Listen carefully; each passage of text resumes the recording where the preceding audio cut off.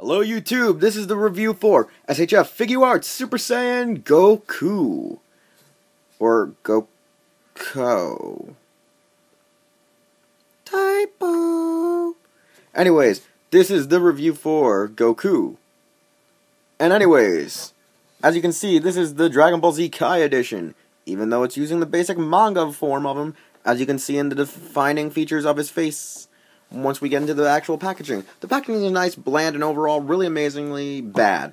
It's not the best featured version out there for a Figuarts box. However, one cool thing about this reissue and re-release of Figuarts Goku is, unlike his original release mold of having very loose joints, this one was actually rebranded, but in the regular original Japanese brand's paint job, which is based loosely more on his actual manga colors, but fitting with the more tighter joints of the SDC San Diego Comic-Con anime colored Goku. Since his anime form is usually a different shade of orange and blue, his manga colors are a lot brighter, a lot clearer, in a sense, crisper, not as dark.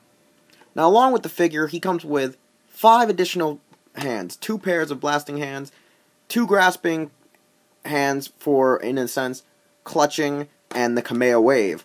A shouting hand for the Kamea wave face. Shouting facial feature for the Kamea wave. And the instance transmission hands. And now let's get right into this figure. Alright now.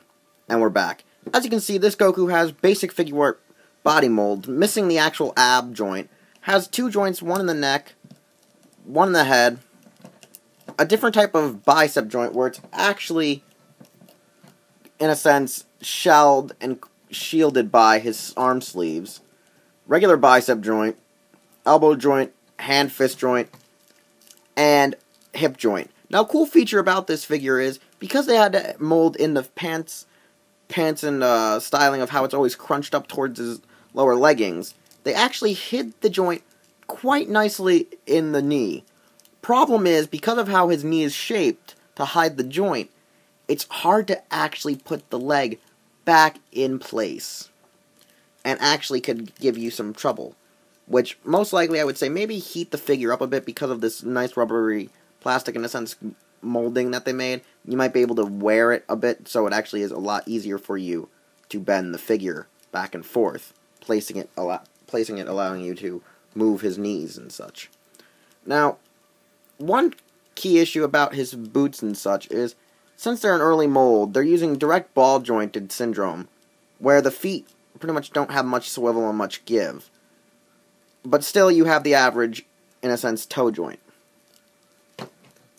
Since this figure was the first of its kind for the DragonBall Z anime line, you can obviously tell there are a lot of hindering issues, such as the basic sense of, when it comes to the joints, there's only a few missing, such in the feet and in the abs. Mostly, the figure is 100% to the average Figuart basic mold.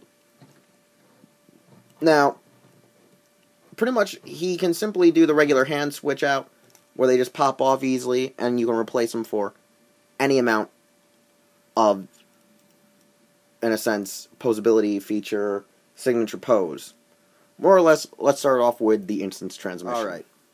Here's the instance transmission. 2 index fingers up, and pretty much pointed inwards. Signature pose used by Goku. Sad part is, since this is using DragonBall Z Kai Super Saiyan Goku pre-full-powered form, in a sense, we don't have that cool regular facial structuring, where he's smiling and has a lot of facial features. He pretty much has this really, really pissed off face just all about him. I mean, it's just really disgusting. I would like to see him at least put some emotion, like the full-powered form like he had. Now, to switch his head off, though, to go to Kamea Wave, or Ki Blast Charge, you just pull off the front of his head, and it looks really like Vegeta now. Like, look at this. He kind of looks like Vegeta. All you gotta do is just make a bigger forehead and put a giant little tip in it, and you got Vegeta, like, right there. I mean, damn, this thing also looks like a claw from, like, Mystic Knights of Tyrannog. one of the old weapons they had. But anyways, easily as so. You just pull off the face, and you switch it off. Similar to the Pegasus Koga, but this is kind of one of the first ones out there.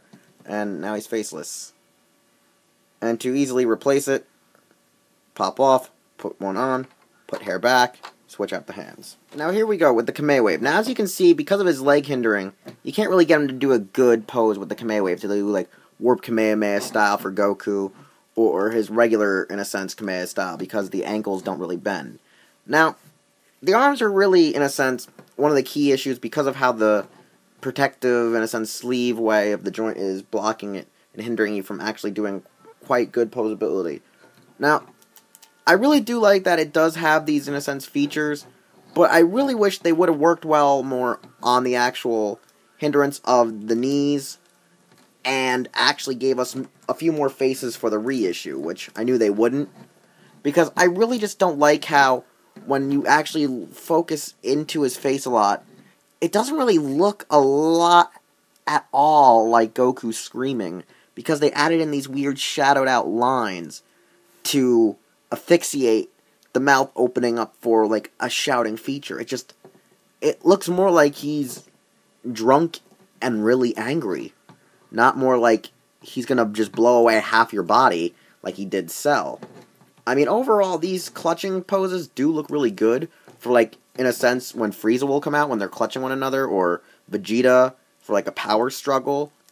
But overall, it doesn't really have enough features of a real, in a sense, key shot, or a key blast. It looks kind of more like he's at least going to charge up for, like, the Spirit Bomb or something. I mean, honestly, the extra palms that they gave him for regular just palm key strikes is a little bit more acceptable for, like, Destructo Discs, regular key beams, key blasts.